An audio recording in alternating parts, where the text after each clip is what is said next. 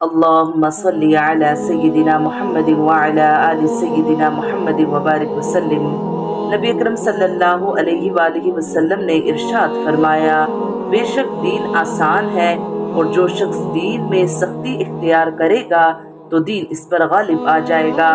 بس اسے اپنے عمل میں پختگی اختیار کرنی چاہیے، اور جہاں تک ممکن ہو میانہ روی برتے، اور خوش ہو جائے کہ اس طرز عمل سے اس کو دارین کے فوائد حاصل ہوں گے۔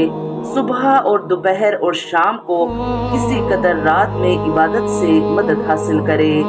رسول اللہ صلی اللہ علیہ وآلہ وسلم نے فرمایا کہ تم میں سے کوئی شخص جب اپنے اسلام کو عمدہ بنا لے تو ہر نیک کام جو وہ کرتا ہے اس کے عوض 10 سے لے کر 700 گنا تک نیکیاں لکھی جاتی ہیں، اور ہر برا کام جو کرتا ہے تو وہ اتنا ہی لکھا جاتا ہے جتنا کہ اس نے کیا ہے۔